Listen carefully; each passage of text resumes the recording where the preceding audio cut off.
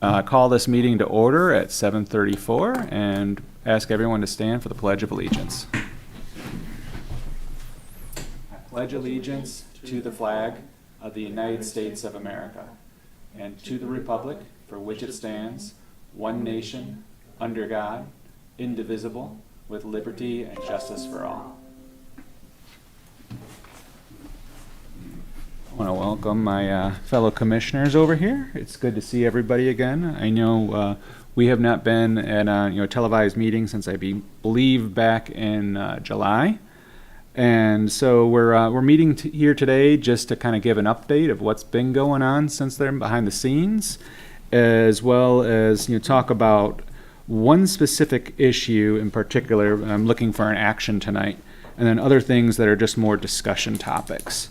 So, with that, you do see the agenda before you. What I would like to do is, just add a couple, placeholders under discussion items. One being a wayfinding plan, and the other one being multi-commission meetings. Is there any other suggestions for the agenda as presented? Any deletions or additions? Not for me. Okay, hearing none, can I get a motion to approve the agenda? I make a motion. Second. Wes, all in favor? Aye. Aye. All right, motion passes. Okay, first thing on the agenda over here would be public comment. We do not have anyone in attendance tonight. If someone does come in, be happy to entertain public comment at a later time. So I am opening public comment, but also closing public comment. Moving on, we have an action item specifically regarding the Gibraltar Pay path. There has been reports of vehicles on the path. So what I would like to do is give a quick overview of what that path is, zoom in on a little bit of an area, and then discuss what could potentially be done about that, and then potentially move forward with an action to implement a potential project. So I am going to ask our operators to put the computer up on screen if it's not already, so that viewers at home can see what we're talking about here. So for those that don't know where our Gibraltar Bay connector pathway is, it is at the start of Grow Road near the intersection with East River. So this was built within the last year, and it is an extension of our asphalt shared use path or bike path, which allows us to actually access this former service road for the airport.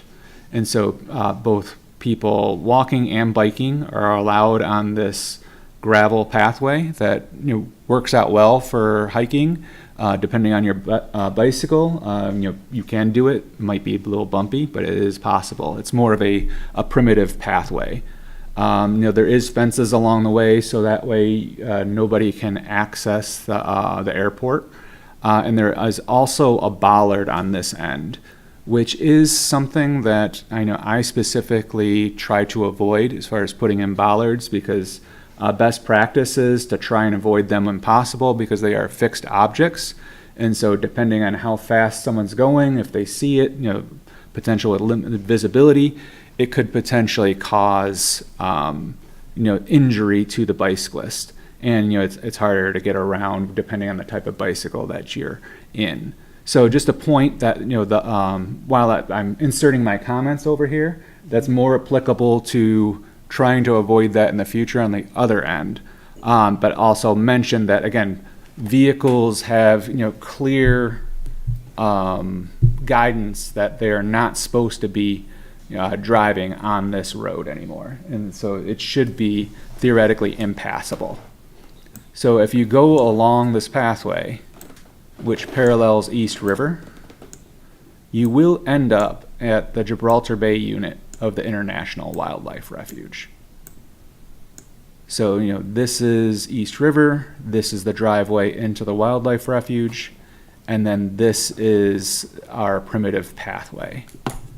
I have not seen this firsthand. I do not have pictures of what's going on, but I do know that there's been at least several reports of drivers thinking that this is a road, driving up this way, and then at some point, I can't see it on the map over here, but it's probably somewhere right around here, there is an existing gateway that prohibits more vehicles from going through. So then they have to try and back up, and it's not convenient for anyone. So our directive is to work with other township staff in order to create some form of infrastructure that will indicate to vehicles that, or motorists I should say, that they are restricted, they cannot be on this primitive path. Secondary, we would like it to be potentially passable in a motor vehicle, specifically for airport workers or DPS, in the off chance that something needs to be done.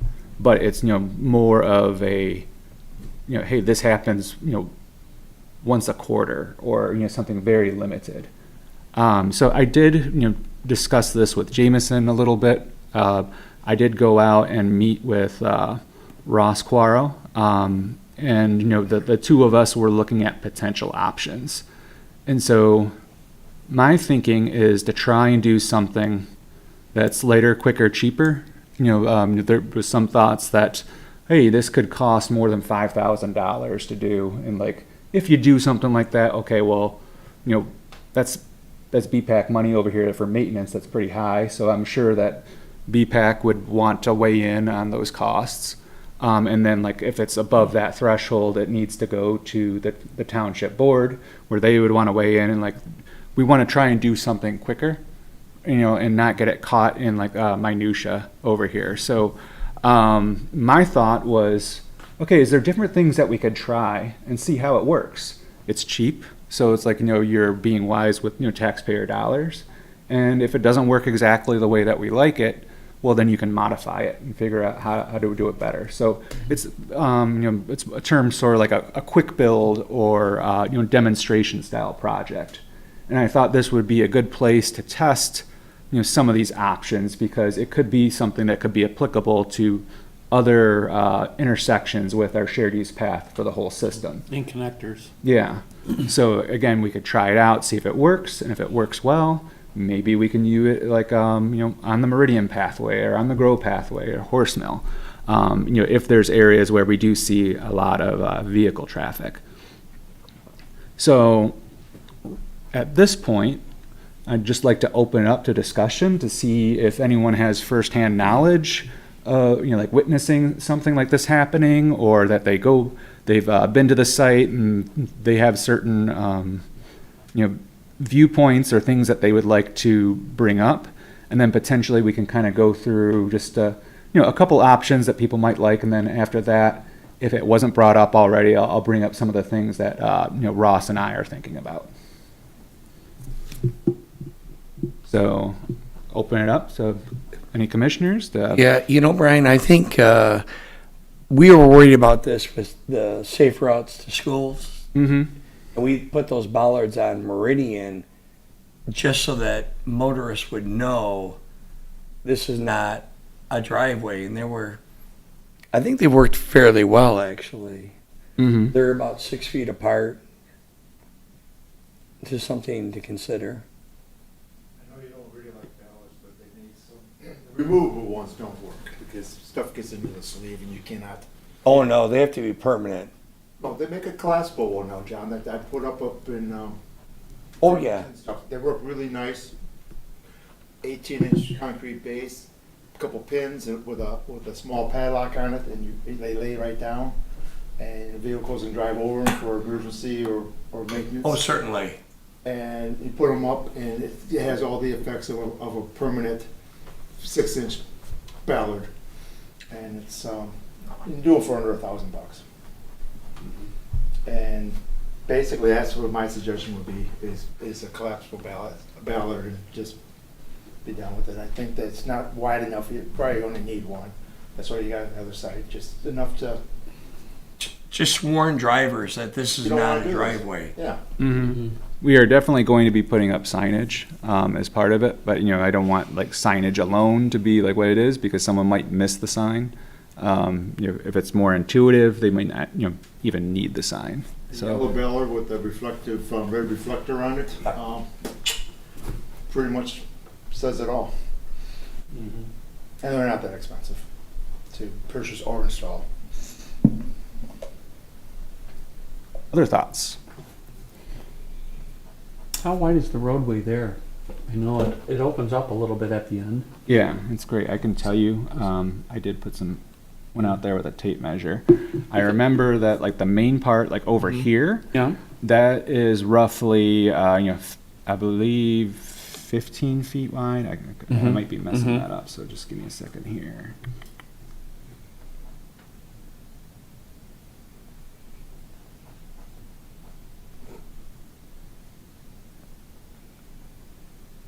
Yeah, the main driveway over here, from like the edge of the, more of like the limestone to the other edge is about 15 feet. This pathway, like where it narrows up, again, just, edge to edge is 11 feet. This area over here, like in this like apron area, it's like, 30 feet wide. So again, like this is kind of the area that it's like vehicles could come in at.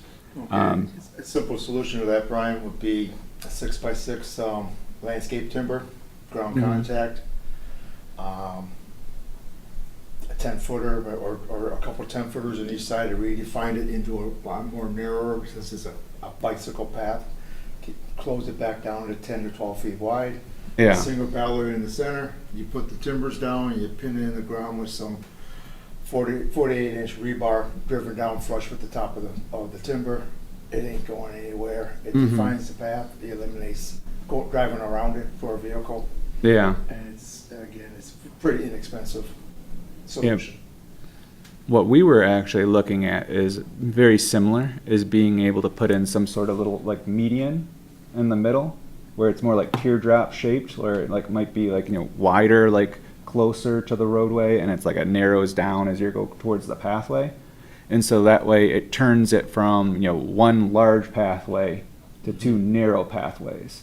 And then in that middle part over there, my thought was to put in some forgiving vegetation that would be like grasses and things so that they grow up tall, they create a vertical element. But at the same time, if you did need to go through that area, so like there's emergency vehicle or something like that, this thing is narrow enough that like, it would clear the wheelbase. And if it's like a grass, again, it's something that's forgiving, you're not putting trees in there. You're not putting in, large shrubs. So like that was kind of one of the thoughts that we had, or, maybe like a movable planter that has like a self-watering feature. And the reason why I was looking at some of this stuff, just besides, again, like when I hear about the review of countless, bicycle and pedestrian projects across the state, our state bicycle and pedestrian coordinator and multiple people are like, no, get rid of those bollards, or try to like minimize them. Like, Sure. You don't need to have them in every single They case. don't move. They're like an oak tree. Yeah.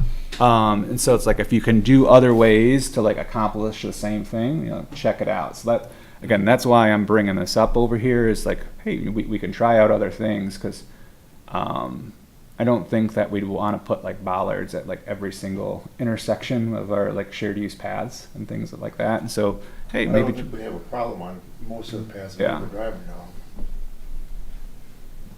My thought on it is two-tier. The first tier would be simply make it a visual deterrent. A good signage that says, hey, don't go down here. No motorized vehicles. And the second one is a physical barrier. That's what we've been talking about. But, I don't know that we need to go to that extreme. If it's well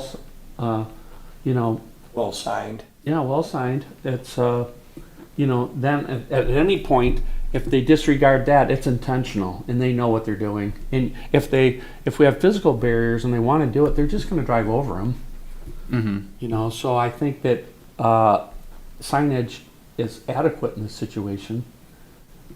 I don't think we have to put some physical, it's not gonna stop anybody who wants to intentionally go down there. It's true. It's not made to like, be a not a barricade, gate. like where no vehicle could ever get through it. Mhm. I don't think that was the intention. It's just, again, to provide more visual cues Yeah. that you don't need to go there. And again, like, personally, I'd rather like not see a bollard like in that area as the Yeah. visual cue when you might be able to get by with something softer that's more attractive that makes sense. Like if you're in a wildlife refuge. Right. And so like, again, we could talk to others that help manage that area and see like what they think. But what I wanted to do is bring this before us here tonight and say like, hey, what options do we think are potential? Can we get a list of them? Just like something, just consent from this commission to move forward at a smaller level. With Derek and Ross about ordering things and see what we can get. And if for some reason it costs a lot or it violates like what the the commission feels like is a threshold for before like coming back over here, we'll bring it back. But I just wanted to make sure everyone was aware of it, had a chance to comment on it, and see if there's anything that they specifically did not want to see as part of it. I do like Alan's approach though, and let's put signage up and see if it's a problem. Isn't like we couldn't use that signage somewhere else if it didn't work. Exactly. You know, it's not a total loss. I kind of like that idea, and Mm-hmm. I because just think- otherwise it all clutters up the approach. And We don't want to deter people from using it because we've overdone that entrance. I would like to just see a tasteful sign saying, not a typical road sign, but something a little more easy on the eye, and just put it up to tell them. And I don't think people are intentionally going to go down that road. no, I don't think Yeah. so either. They do it out of not knowing. Yeah. Well, one thing I was telling Ross is, you see the sign over here for the wildlife refuge, so you know that you're in there. You can see this sign here and this sign here. There's a couple more along the way. It says no parking, but there's no actual sign that says where to park.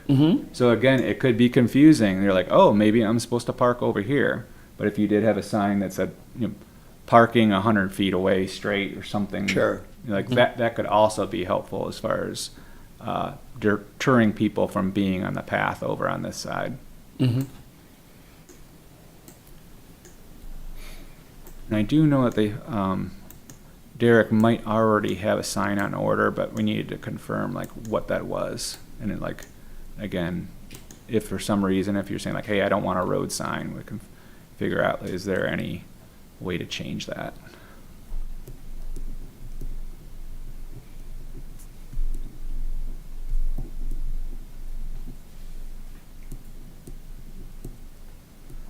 Okay. So it sounds like there's some agreement on starting with a sign, and less is more in some cases. So I think we shall proceed with that, and then if there is a need for something else, we can potentially look at can you do something that includes vegetation or something from that front that provides the visual cues. Yeah. There's a large post right there at the entrance too. And that could act as one side of an overhead sign too. You see how tall that thing is? Yeah. It was probably like a fence over here at one time, maybe like a fence post or a Close gate. it up after Oh, that's dusk. right. I think Yeah, it's over on here too. On to dusk. Yeah, but that's a heavy duty, that's probably one of those old military poles too. You You couldn't probably. take it out if we had to. Wasn't there a 10-foot fence along the airport property? Oh, they did. Yeah, that's right. Those would hold the big gates though. That's why those are in there. But that is a very tall pole. That's got to be 12 feet high. So recognizing that again, the sign or anything else like will come out of BPAC's budget from the bike path maintenance. Can I get a motion, consenting to that as far as, the work on like the sign, especially, and if there's any reason that, you'd want something to come back before the commission. And if there isn't, that's fine too. I just want to, I prefer someone to make a motion on this. Could we make a motion to limit the cost, and we'll rediscuss it if it goes over that cost? Like maybe at, like you said, 5,000, which to me seemed like a lot for something like that, but. Yeah. Be a few signs.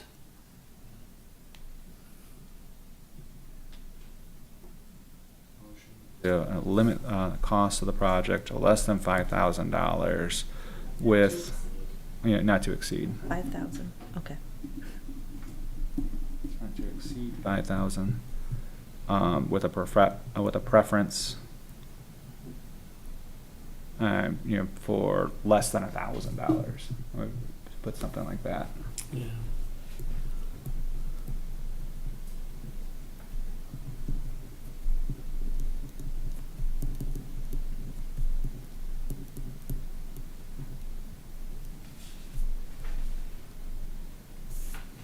Okay. Is there any discussion as presented so far? Okay. Any amendments? Okay. Hearing none, can we get a second on the motion? I'll second that. Okay. All in favor? Aye. Any opposed? All right, motion passes. Thank you, everyone. Next item I have is for discussion is Bellevue Sidewalks and the gap filling project. So no progress has taken place since the last time we talked about this. I have talked to Eric Antelak from the Downriver Link Greenways, and like the whole project is still like in the design phase, making sure that MDOT, local agency programs, or LAP, approves of the design. There's nothing of concern related to it. It just, these things take a while. And so again, that's why we're not seeing any progress as well. It's like, because it's still in that design phase over there. I know that I think that they're looking for some potential actions to allow them to use certain funds for preliminary engineering or construction engineering of the project. So that's like one thing that they're working on there.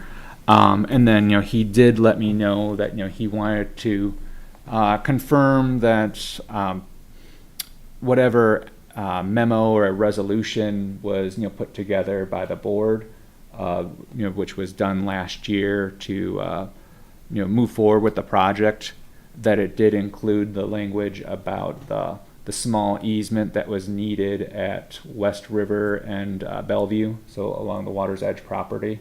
And so I did tell him, it's like, well, I'm pretty sure that was in there, because I remember discussing that at length.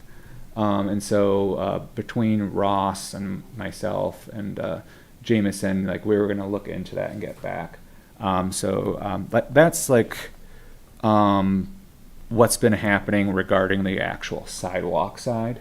The gap filling would be like in the middle. And so I guess for folks that aren't aware, which we're talking about Bellevue on the west side of Meridian. So zooming up. Oh, sorry. We're talking about this section over here. And so we will have a sidewalk that goes along West River and goes over to Water's Edge. And then the sidewalk comes to roughly probably right around here. On the other side, there will be the crosswalk across Meridian, and the sidewalk continues on, and I forget the exact location of where it stops, but it's like somewhere after the country club pool, and before we get to some of these holes where the country club had concerns about golf balls and people being very outside of the road right of way, and so that was part of their concern with the project. So again, the agreement was that we were going to build the parts on the sides, and we're going to try and figure out how to fill the gap in the middle with discussions about, can we be creative and potentially use part of Bellevue Road as a shared use path, or potentially turn it into a linear park. And again, from what we understand, the country club was all in favor of this.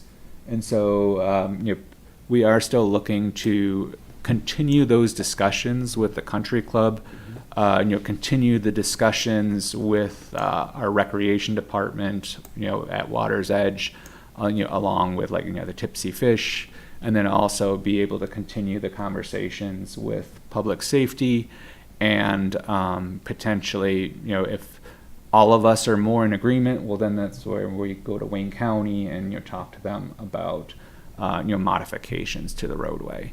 So again, nothing has taken place, but there is a will to start doing more meetings and planning about this. So hopefully that should happen over the next couple months. And that's what I know about it. If anyone else Has there been any consideration about making Bellevue a one-way? yeah, We that is one we of the could options. put a little cul-de-sac at the end. I mean, a very narrow cul-de-sac, past the parking lot of, Mm-hmm. the Tipsy Fish, and I would have it run from the east to the west, because I think most people will either come into the country club or they're going to go into, our recreational facility. Yeah. So, I mean, that is something to consider, but since there is people interested in a potential full closure, within those segments, that's something that we're also considering. Oh, that'd be great too. Yeah, because with a full closure, again, it's going to be the best situation for people walking and biking. It's going to be the best situation for golfers that are trying to access, one part of the golf course versus another. And so, right now, if there's vehicles, driving down the roadway, there's sight distance issues with people in golf carts, trying to cross the road and potential crashes with motor vehicles. And then, from my understanding is, a lot of times where you do have one-way roads, vehicle speeds go up because there's less vertical friction, because again, the roads might be a little bit wider. There's nothing indicating to a motorist that they need to slow down. And especially a situation like this where there's no driveways, there's no buildings, it's just wide open. You're going to feel like it's a country road. And so again, I don't think that is helpful for people walking and biking, or trying to cross the road in the golf carts. Put several speed bumps in. What's that? I said put several speed bumps in. So I mean, again, They work and they don't mostly work. for a bike and pedestrian walkway. yeah, I mean, it's not as simple as that's going to work 100% of the time. So again, Nothing works 100% of the time. yeah, what I like to do is have everyone agree on what the goal is, what are people's concerns, and then you have this wide list of potential things that could be done, and you figure out which one meets the needs of the most people and is implementable. So again, these are all things that we could definitely consider, but I don't want to rule out other things, because it has the ability to potentially transform that part of the community, and maybe provide some new potential access and an amenity for people on the island. No, I support a full closure, but I just don't know if Yeah. Wayne County would. The one way would be my second alternative, but my I hear you. first choice would be a full closure. I think that'd be great, because I think people access it from, the east or the west, and then they really don't need to go all the way through. Yeah. Or Alan, what do you think? I mean, you were a police officer here for. That road was notorious for people just opening it up and going as fast as they could. A cut through and Yeah, but there's all kinds of potential. If they close the road, that middle section that Brian spoke of could be converted, that roadway can be reverted into a setting park. Oh, it'd be It can great. Yeah. I mean, whatever your imagination would put in there. If you go crazy with a pickleball court or whatever, just some center meeting point where you can walk from both sides and meet there with your kids. Kids like the toboggan right there. You can make a toboggan hill. Make it a winter activity. I mean, we just have to plant a seed and let it grow. Yeah. I mean, in my opinion, I think we have so much potential on this that we really need to take our time and really consider everything inside the box and outside the box, because we'll never get an opportunity like this again. have we presented a drawing to Wayne County of what the road closure could look like? We haven't gotten that far yet. Sure. Again, like in the past, this was several county road commission directors ago. They change quickly. Yeah. But like at that time, the person that was there said, "Hey, I don't even think we own this road. Do whatever you want with Yeah, it. he was Like it's wrong. yours." Yeah, he was wrong. Michael. but like that was super fun to actually think for a second, like, hey, it's ours, and we have it. We can do what we want. And I'm not gonna like sugarcoat it and make it sound like, oh yeah, this is this is a done deal, and like Wayne County is gonna be super supportive of it. But I just recognize that as a public servant, that oftentimes there's a variety of different people that come to your place of employment or give you a call, and they might have diametrically opposed views on things. So if I was in a Wayne County employee's position, and I heard from one person like, hey, let's close the road, and another person said, no, let's do it one way, and another person said, let's do speed bumps, and someone says, don't do anything at all. It's like, okay, well, which one do I go with over here? Probably the path of least resistance is don't do anything at all. Or then I just pick one, over the other. But probably, again, don't do anything because you don't want to like rock the boat too much.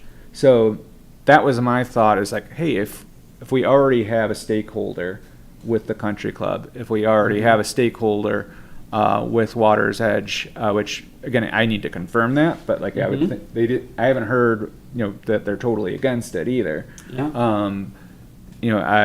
There's several people on the board that are interested in this, and so it's like, okay, well, why don't we start from there, and like if we can build consensus locally first and come in with like a unified ask, maybe we're more likely to get to yes with Wayne County. Well, you got one more party that you need to be on your side, and that's the fire department. Because several years ago, when I proposed a one-way street, the fire department was dead set against it. Mm-hmm. Sure. Yeah, I thought I included them earlier in my conversation, saying like we need to talk to them. So, but if I did not, that was not on purpose. That was just omission, accidental omission. Because I totally agree with you. That's the two things that I'm most concerned about is Wayne County approval, but emergency services. And so it's like if we get those two on board, it seems like a lot of the other stuff might fall in line. It's a great opportunity, though. We have no curb cuts in that area. I mean, it's very unique in a sense to have that many linear feet and not have a curb cut. Mm-hmm. But I could produce a quick drawing that kind of could show what it could look like. Because I think, the picture tells 1,000 words compared to describing it. Or PEA could, whatever you like, Brian. Yeah, I mean, we're not under contract or anything with PEA for this right now. I mean, I know Downriver Link Greenways has them under contract. Well, I can do it. It's But- like I have a good idea of what we're. Yeah. I can shoot it around the board, make sure Yeah, I mean, everyone kind of agrees with it, and we can put kind of a, secure to path through there with landscaping, and I think if we put two bulbs at the end, essentially cul-de-sacs that are smaller, so that if people go the wrong way, they can turn around and understand there's two-way traffic up to that point. Yeah, that would be great. Another thing that had been mentioned, and again, this goes back to like emergency services, is there ways to have a temporary blockade that can be removed for emergency services? Well, we in a can way? certainly make it seem like it's unavailable to traffic, Yeah. but if emergency vehicles know it's present, Like a passing lane, yeah, merge lane. in the same, Yeah. in a sense. I mean, I know that there's, even retractable bollards now. Oh, Again, yeah. Like, I know, like, that gets complicated, but, like, that was, like, even put on the table by some people. I know in the past when we were looking at it, we thought about, well, hey, could you have more of a decorative gate that, again, like, it's gonna keep most vehicles out of there, but, like, with a push of a button, emergency services could get that gate to like open like before they actually get there Certainly. and still be able to get through.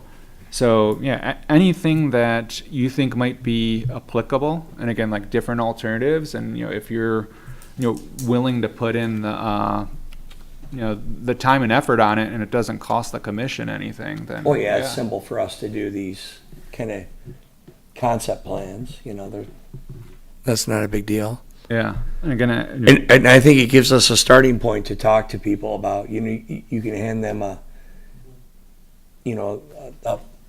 drawing of what we are envisioning. I think we take it for granted that everybody can envision something, but a lot of people can't. No, need to they see, can't. They need to see it in a picture. Yeah, yeah. I think that would be really, really interesting. Cool. So yeah, and if you wanna spearhead that would be great. Yeah. If if you need some more guidance, just shoot Well, I'll us an send out a email couple or- concepts to everybody, and then see what people think. Awesome. Thank you, John. That would be very helpful. Okay. Is there any more discussion about the Bellevue sidewalks and the gap filling project? It opens a lot of possibilities for that center area. What Well, I to do think it's down really from like unique. a I concert think- center to I think people would really enjoy walking that, actually, from Meridian to West River Road, not being on that road. That road is scary to be on. Mm-hmm. To Alan's point, people fly on there. Well, you got to consider something too, you guys. This is an east-west road, and when the sun's coming up, you're blind going east, and when it's setting down, you're blind going west. And it creates a vision obstruction to people driving, especially older people that are sensitive to either darkness or brightness. Oh, and yeah. we've lost people on east and west roads. I remember you West mentioning that, the one Yeah. fatality. Yeah, up on Horsemill. Yeah, just didn't see them. And so if you do that as a one-way road, it's like, okay, people might be traveling faster, and then depending on what type of actual, I'm forgetting, buffer area that you're using between the section for people walking and biking and the section for people driving, it could be very easy to have a lane departure and go over. Yeah. So thanks for bringing that up. The one other thing that could be helpful for this is, again, I would assume that if we were so lucky as to get all powers that be to say, yes, you can, design away on Bellevue, like do whatever you want with it. Chances are that Wayne County, if they did that, would say with the stipulation that, it is no longer ours. This is for the township. And so if we're looking at long-term maintenance costs, what is that? If we just keep it basically as a road as is and do pop-ups, things like that, or if we decide to change it into something else, at the end of the day, there's probably still culverts and, several other things that need to be done in order to maintain drainage and, keep the area high and dry. So, if there's any thoughts on, ballpark costs that it would cost in maintenance, so that way we can say, hey, it's going to cost, on average, $10,000 a year, just making that number totally up. But we could say, well, at least we know what that number is, and, where's that funding gonna come from? Is it gonna come from a BPAC millage? Is it, if it's a park, is it gonna come from recreation? I'm not suggesting one way or another, but like, I feel like it would be helpful to have that conversation, especially in light of, our residents that, want to see more value and less taxes. As far as our funding goes for creating new paths, we have a mile-long bike path already done. I mean, we're way ahead of the curve in cost if we're just going to add things to this. We couldn't have a better opportunity to put in another mile of path anywhere else. Yeah. Just, I think like even with no vehicles on the road, there's probably still freeze thaw. And so again, like, okay, well, how often do we have to repave it? Maybe it's very low because there's not many vehicles, there's not a lot of heavy weight on it, but like at some point you still need to do that. And then, at some point, if you're not just doing something not cosmetic, but, superficial. And so, what would it cost if you have to go down to the base, or like, what would it cost if you do have to replace a culvert, 15 years from now or 30 years from now? Those are all things that I think that we probably want to have answers to before making any final decision. But I apologize if I'm getting ahead of the game over here. It's just things I think that we could potentially be working on, even if we don't have these meetings with the stakeholders. Well, I don't think the country club would want to take ownership of that first corridor. It would have to be the township, because the county will definitely tell you, Not a this road is your anymore. road now, Yeah. and do what you like with it, and so I think as far as coming into, the Rosio Recreational Department that we have there, and the pool and everything, that would almost be acted as a private driveway in a sense, which would be our responsibility as the township, but the board would have to approve that. Oh, so you're saying like this section of Bellevue, like up into like wherever, like the actual driveway? I would come up to a little further east to the second, at least to the second curb cut. Well, so it looks. Are you saying like this is one curb cut, or is this one driveway? I'm and talking to curb the cut third is curb second? cut. Yeah, third. Yep, right there. Then I would put a little bulb Yeah, in case somebody got, so you can make a 3-point turn, yeah. through there. Definitely. I would and you have that driveway there that kind of like helps. Which you could turn around in, so people are not.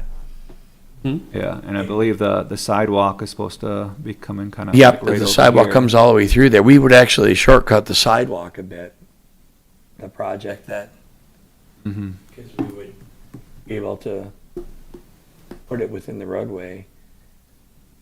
And I think that the township would have to act as almost private driveways from the east and the west. There are no curb cuts, though. No, I love the idea of a linear park. It's really, really a great idea. I'm glad that sounds like there's agreement that like, hey, let's not, throw that off the table just yet. Let's, see if we can get it done. Believe me, Wayne County would give away as many roads as they could. Yeah. Yeah. Yeah. Cool. Well, this has been a productive discussion, so thank you very much. The next items will probably be a little quicker. I'll start with the multi-commission meeting. I didn't know what else to call it. I forgot. But point being is that through, it started so far like through Greenways and Open Space Committee with Bill Stevenson. But this is something that Township Trustee Carl Blotcher and I and like several other people have been talking about over the years, and like it keeps on getting a false start. But we were tentatively set to actually do a meeting this past Saturday. And so the idea is like potentially to do it on a Saturday or something where everybody's available, have it be more of like a common meeting that happens quarterly, and whoever shows up, great. But like try to at the very least either have the chair or a designated person from the commission to come and be able to talk about some of our priority projects and just look for synergies. So that will be on the table. And again, like, I believe the players with that, are at least, BPAC, Greenways and Open Space, the Recreation Department, and then the Groseal Nature and Land Conservancy. Yeah. So yeah, looking for ways to be able to coordinate on projects. I know with the master plan, like, there's going to be things that are specifically cited in there that could be projects for us to work on as well. So more information to come. And again, like, if anyone has an interest in being a part of that, I think, it's an open invitation to go to those meetings as well. Ryan, have they talked about when they'll finalize the master plan? I feel like that's like in a month or two. Okay, it's coming. I I know forget it's the- coming yeah. down, but So if there's no other questions on that, I will switch over to the master plan. So I myself have been providing comments to the team based on all of the discussions that we have had over the years. I'm wearing multiple hats here. One is being a planning commissioner, and so it's like looking more broadly at land use and like all the different stakeholders, looking at demographics. But then also putting on more of like a transportation planner or BPAC representative, and like looking at it through those lenses and talking about some of the projects. So I have been able to provide comments on some of the goals and potential, like not specifically projects, but strategies for trying to reach those goals. And they have asked me to comment on a map that they put together based on maps that we have had in the past about like the existing system as well as planned projects. I have not been able to do that yet. I do plan to do it soon, and I would like others to be a part of that if you would like to provide any comments. So what I will do is I will share the link that I have via email, and everyone can take a look at it. And if you have any comments or you want to get together to talk about it more, just let me know. Otherwise, if you're busy, don't have an interest, no harm, no foul. I would just like to get them something before the close of the master plan.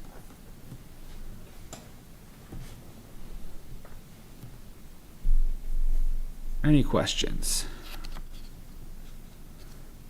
All right. I have another item that we put on the agenda, and that was the a wayfinding plan. So in my talks with Ross Quaro, he suggested that might be a potential project for BPAC to work on in coordination with multiple other departments, and sort of like unifying both our our asphalt bike paths as well as like the open space trails and things that we have in recreation. And I told him, like, in theory, I think that's probably a great idea, that I was going to bring it to the commission here tonight to see your opinion on those. And then other things that I did mention about that is, one, it'd be nice to make sure that whatever we're proposing is, one, unified with, things on Groseal, so it looks consistent, but also is coordinated with the larger planning efforts of like the Downriver Lake Greenways and the Iron Belt Trail and the Great Lakes Way. And again, we already have some of that in place. As if you see the two signs that we do have, one at Meridian and Macomb, and the other one I believe is down on like the West River Connector area, and connects back to Groseal Parkway.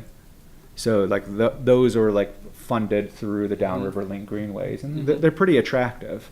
So again, like that's an example of, hey, it's Downriver Link Greenways, it's Iron Belt Trail, it's Great Lakes Way. There's all that branding on there.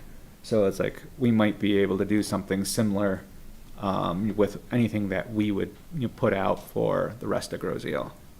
The other part that I mentioned to him is I think that plays well into another long-term goal that we had about, sign modernization, like along our shared use paths.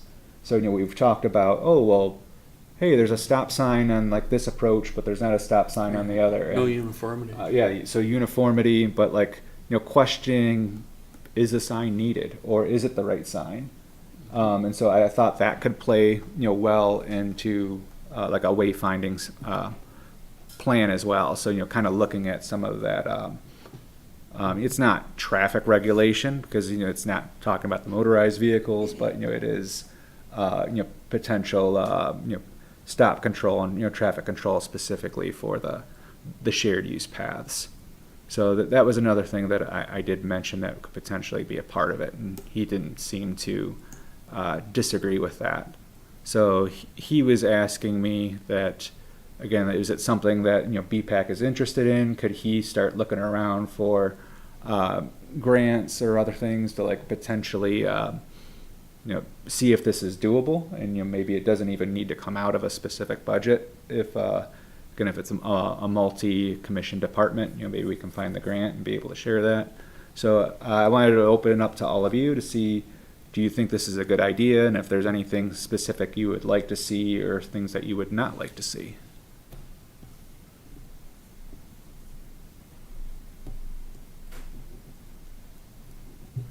No, it'd be a good idea to have like by Meridian School, you have the nature trail that cuts through the wood lot that goes back Mhm. up the East River Road. And right now, the only way to get to East River Road on a bike trail is down Grill. If you're doing a mountain bike or something, there's a little wood line trail you could take if you wanted to cut across. Unfortunately, once you get to East River Road, you have no place to go. Yeah, I know, but Yeah. one thing I do notice is that we don't have good mapping. We take it for granted that we know the area, but people will come to visit Mhm. and they're totally lost on the path. And somewhere mid path, I'd like to see it doesn't have to be a permanent sign, but a map. I mean, showing Yeah. maybe where a couple restaurants are or everything in the island, so they can choose if they want to go down the business district and get something to eat, or if they want to head down to Centennial Farm, or they really just don't know how to get there. And I think that's somewhat of a problem, especially for visitors. So it sounds like it's more than just like a physical map like that you would have in your hand. You're talking more like an information kiosk, right? Yes, exactly. Informational map that we can open, change as needed. And let's say we develop Bellevue, we'll have to change that map. So we need the versatility to be able to update it. Have you ever been to Hocking Hills? They have that, Yeah. that on all the kiosks and like you are here and. Mm-hmm. Definitely. Yeah. And by the way, I have seen several people use the repair station. It's kind of neat to see. Very cool. Any other comments? I have a question about who takes care of so when you're coming out of Lakewood, for instance, and I just did this today, and you have to pull out so far to see past all of the things that are growing that you're now in front of the bike path. You said Lakewood. So is it Lake or Lakewood? Lakewood. Okay. Down near, I guess, In Jewel Colony. Okay. down near the paved thoroughfare road that comes out, I think. Paved through. So you need to head north. North on of Okay. Meridian. I heard down Jewel Colony, so I was like going that way. North on Meridian. That makes You don't more have sense. the vision triangle that you normally Mhm. would have.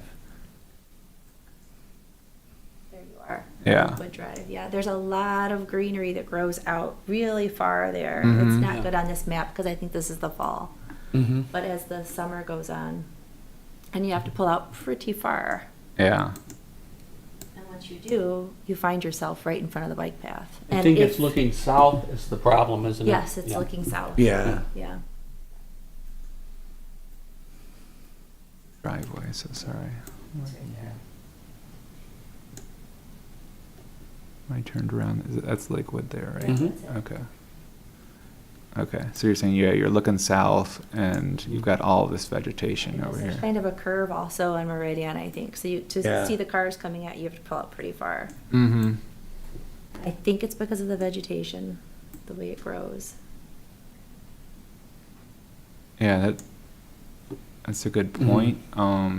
Depending on if it's in the right of way, it could be a Wayne County thing, but I would think that they say like, oh, there's the path right over there, so maybe it's you said you'd take over the responsibility of the right of way over here for your path, and like that's an issue for the path too, so maybe it should be like Is there BPAC. not a stop sign for the people on the bike path right there either? It doesn't look like, is there? Just the cars. Maybe we need to add a stop sign for the bicycles. I think there So you was, can see like there's one over on this Over there, side. but not on the side that's But- dangerous. Yeah. maybe we should So- move it. Yeah. Again, I'm going to put on a more advocate or bicyclist hat and say, is the stop sign actually needed there to begin with? So it's like, is it not that we need to put a stop sign here? Right. Maybe this one should be removed, and there's something else that you can do to be able to alert people that you are crossing a road and to to be looking for vehicles but not have to stop. And the reason why I say that is, chances are most people aren't going to stop at a stop sign, with something like that. Yeah, Right. yeah. Well, in motor vehicles, a lot of times people don't stop at the stop signs. roll. Yeah, they roll through them. So what I want to do is like invite right use by like having the most appropriate sign or like the most appropriate treatment. So it's like having crosswalk markings over here. Like that's another thing you could do. You could do a pavement marking that says road crossing ahead. There's little campaigns where they put cartoon looking eyes like on the pathway or like on a sidewalk, and it says look as you're trying to cross the street. So there's all sorts of things that you could do, but that doesn't make you have to stop, because chances are I've been on Lakewood, maybe I haven't been at the right times, so I'm not saying I'm absolutely know everything about it, but it's more of just a local residential roadway. So like chances are most of the time there's not a lot of traffic, and so are you going to require somebody to stop at that stop sign every single time? And if you catch them not doing, is the police going to pull them over? Probably not. So like, can we do something else to do that, and then leave the stop signs for like where like they really make sense? So like crossing Meridian or some other like major roadway where it's like, dude, you gotta stop. Like you have to look, come to a complete stop to be able to make the best decision on like when to actually cross. Just looking at this picture, most people will stop past the stop sign, but right before the bike path. Yeah.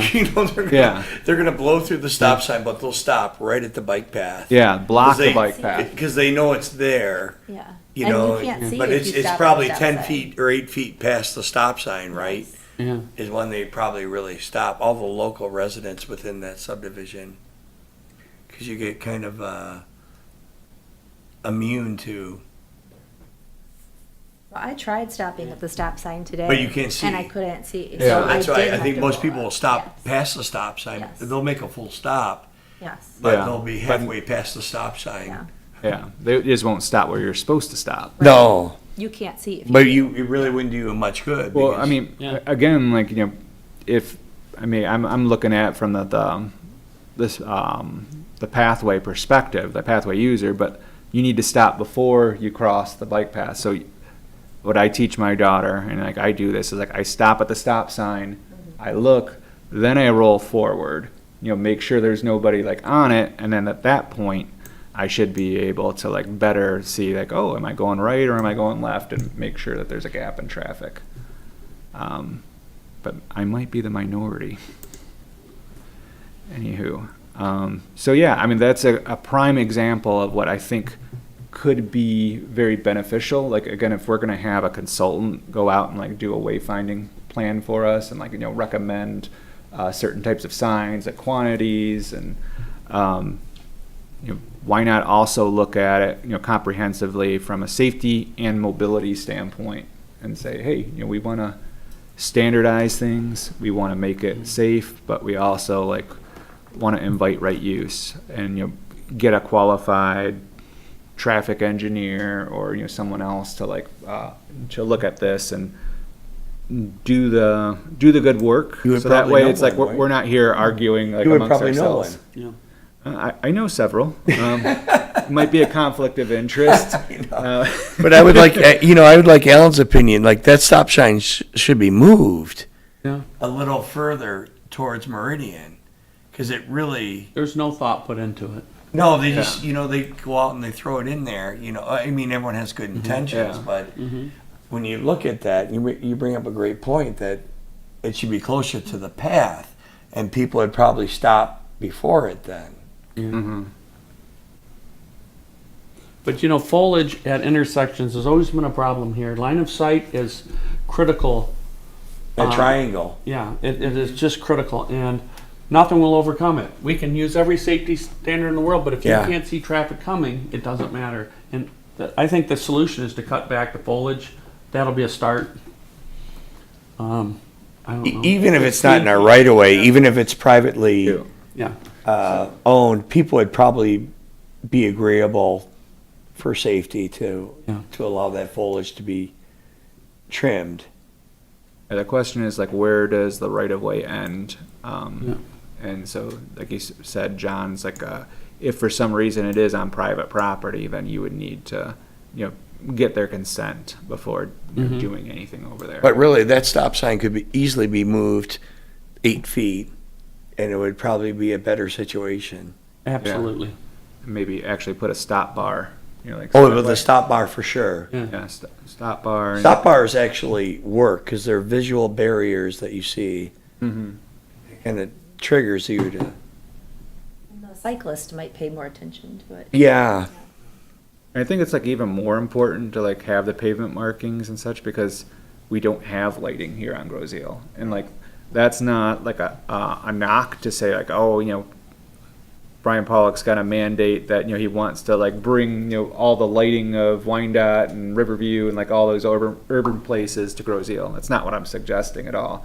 I'm just mentioning that if you have this conscious effort to reduce street lighting, which has been proven to like help from a safety perspective, what other things can you do to like try and make these crossings more conspicuous, like when people are traveling at night? So pavement markings and signs that have retro reflectivity, it's like it only lights up when there's lights actually shining on it. The rest of the time it's dark, and it like contributes to again that more rural feel. So again, it's like something to consider as we're looking at inviting right use of both the pathway and the streets. even those reflective strips that they put on the pole. Yeah. Trenton has been doing So that. we did that around the schools in a number of communities I represent, and it has made a difference. Actually, it makes people more cognizant. Well, in the wintertime, it's dark when you're taking those kids into school. Oh yeah, Uh-huh. Yeah, so just putting the strip right on there. that's right. It's kind of a cheap solution to just bring more awareness. I think that commercial reflective tape is highly effective. And it's so versatile. Yeah, it's just building it into your maintenance costs because I would assume that you're lucky if you get 5 years out of it. I mean, I know paint you're lucky if you get a season depending on the type of paint that you get, but the markings like they'll last longer, but you still do have to replace them. Yeah. Cool. This is a great discussion, and it sounds like there's agreement that we'd like to see one of these plans, and like a plan that would probably like include some of these the signage and like the traffic safety aspects to it. And so I could probably ask staff to be able to look into some of these things, and maybe they can identify some examples of like other communities that have done something else, so you can react to it and say, yeah, I like this part, I don't like this other section, and you can kind of build what would be like an RFQ or like some sort of like something for a consultant or, any other company to react to say, okay, what is it that you want? And that way they can better like tell you what the price would be. Otherwise, if we say, oh yeah, we want this, but don't have specific elements in it, it's like they might think that it only costs, $5,000 to develop, and really, we're asking for a $30,000 plan. Yeah. Again, I'm throwing those numbers out like, Yeah. they're not actual like quotes or anything. Just I don't want to scare people, but just the point is that, be able to tie it better to like better understand like any proposals and make sure we're getting the value that we want. Brian, I have a question, and you may know this too. If you look at this picture, there's a stop sign there, and then there's a bike route sign. Mm-hmm. If we were to move the stop sign forward towards the bike path, could we take that bike path sign off and put it underneath the, or would that be a vision obstruction? Put it on the stop sign post. So in my opinion, and again, I've let John and others like chime in. I don't think that this bike sign is needed at all, because one, it just says bike route, and that's not that helpful. It's like having this meridian sign say road. It's like it's pretty intuitive that this is a bike route. Like that sign is like more important if you didn't have a dedicated facility, or like you named the bike route to say like, oh, it's cross town, or it's so you know where you're at. And then you have the wayfinding signage that says, oh, this way to Macomb Street, or this way to the bird sanctuary. Like that's like all part of the route. We're using this in this case as a warning device to say that there's a crosswalk up here. And that's why I so like said that's put it like under the- inappropriate. Just totally get rid of that sign, and then figure out like, oh, do we need some sort of advanced warning sign that's like one of those yellow signs that has a person walking and a person biking on it, and say path ahead. Maybe we do, but I think in this instance we probably don't. It's been my experience, when you have too many signs, you lose all. Yeah. You become numb to all of them. Exactly. Desensitizes And I think they're all local residents here, so they understand this. And I'm sure if we were to be out there, people would be halfway through that stop sign before they stopped, because they come right up to the path and stop. Yeah. And but the person who is visiting somebody within that subdivision will stop at that stop sign and then progress, and they might be looking left and somebody coming right, and it's a terrible interaction. Right. Yeah. Especially with the electric bikes, because they're going Because they go so fast. Yeah. I mean, it's really, and to Alan's point earlier, I think it's the visitors that we're concerned about, not so much Right. the local residents. We all understand, where we have to be and things And like then that. you guys don't forget, we're looking at it at daytime. Let's throw the nighttime in Sure, there. It or dusk complicates or things. something. Yeah. And these So- electric bikes, you look at the distance it will travel, feet per second. Mm-hmm. You'll be interacting with that car very quickly. Yeah. So instead of this, low hanging fruit that may or may not like help the situation is, like again, like you have the stop bar. The stop bar is really Yeah. important. I think that's. Me too. I think that's what really forces people to stop where they need to stop. Yeah. You could put in the high visibility crosswalk markings, which again, like that's like the stop bar, but and it lights up that there is a crosswalk here. And it So, like, also that- tells the biker there's a road there. Yeah. And then, longer term, I'm just kind of doing over here. A lot of times what you do is you will see a pathway actually kind of like have a shift or a curve when you're approaching an actual intersection. So it actually, makes the person need to slow down, or at least, encourages them to slow down. And so you try to best position the pathway user so that they're in the line of sight of like the motorist. But that's more expensive. And then, we're looking at, do we have enough right of way to do it? So I would do that like as a last resort if other things weren't actually, helping the situation. But and whether it e-bikes works- itself is like a total different discussion, which I'd love to have, but like, I don't think anyone's cracked that nut on exactly, how to keep everybody safe with them. Mhm. And what are the speeds of the electric bike? Are 18 miles an hour? It depends on what type of bike you're talking about, but yeah, a lot of them are that, which honestly, that's the, A bicyclist could do that Yeah. very easily. Yeah. But that's 27 feet a second, you guys. Mhm. No, that's what I mean. 3 So you're- seconds, you know. It's 1 second, Yeah. before he interacts with this car. Yeah, And and if that, they got earbuds on and yeah, and the whole so, world does. so when you see like those fast moving cyclists that, again, they can easily go, 20 miles an hour, they might go 25 miles an Sure. hour. They're not on these paths, like they're out in the road. And so again, like, I think at some point, we have to figure out a way that if a e-bike or an e-scooter is going to be traveling super fast like that, then hey, they need to be out in the road, and we got to figure out a way to make that happen. And then like enforce, figure out how to enforce it on the pathways to keep speeds lower in those situations, whether that be through design that, hey, they just physically can't do it, or they're going to like run off the path. Or if they, you're doing it through enforcement, which I don't think anybody really wants. And they're passing on the right. I got passed on the right walking on it, and he was cruising. Yeah. You know, if I would have stepped to the right thinking he's going to pass me on the left, he would have hit me. Yeah.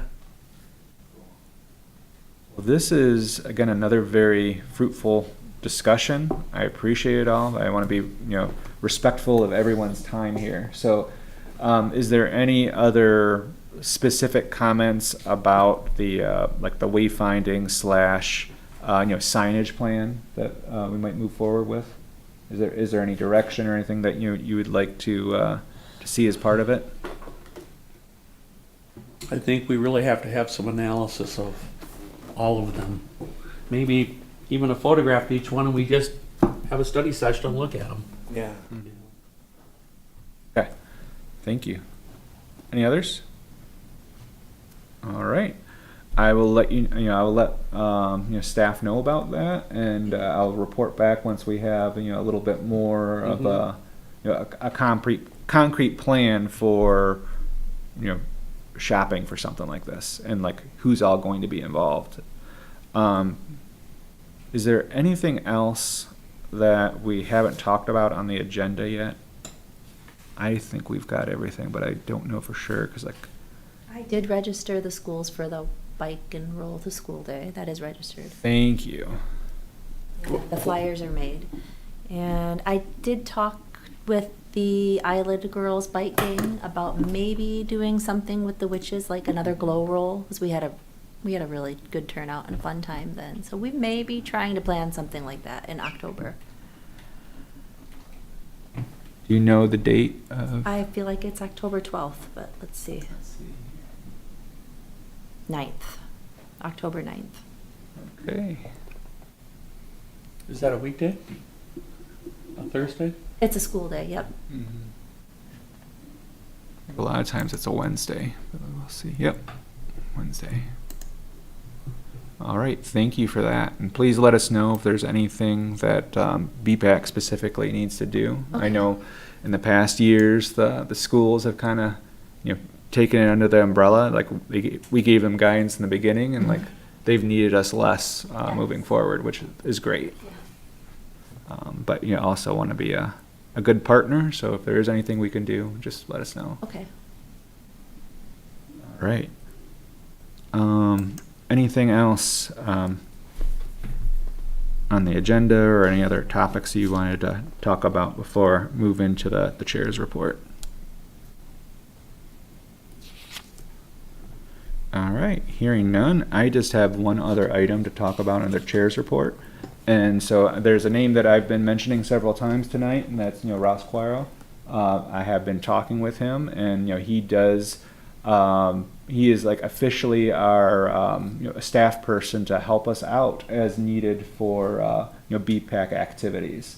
So again, I talked with him earlier yesterday, I believe it was, to just get a little more guidance, and I told him, and he was thankful for that. It's like, hey, I don't think we need you like at our meetings every single time, but again, if there's a specific issue, and you're available, we'd be happy to have you. And he did agree to that again, like as needed. But recognizing that he's going to the planning commission, he's doing community development stuff. It's like we want to use him wisely. He is going to help us with just general administrative stuff. So like you see, like we have our actual agendas tonight. Thank you, Ross, for printing those out and having them up here. We will have our name tags very shortly. So very small little things like that. But like that's why we have to be so thankful for township staff that really help all of us volunteers work better. But some of the other things was again like the wayfinding plan. He is the one that has been looking through on the different traffic calming efforts for the Gibraltar Bay area. We're talking about putting together like the budget for following years, and then potentially looking more at like complete streets. And we have a resolution from previous township board regarding complete streets. How do we like convert that into policies, procedures that work and is like actually helpful for everybody. Comments on capital improvements plans, and if we get those going in the future. So he's really going to be our like day-to-day contact like with the township and helping us getting things done. Is Ross an employee or is he a volunteer or something? He's an employee. Yeah. Um, I haven't met him yet. Oh yeah, he's was it 2 years? I'm trying to remember, I can't remember exactly how long he's been here, but he's been here for a while. And he's amazing staff person to like have there. It's like within like the planning department, he's the one that brought up and got us funding for redevelopment ready communities.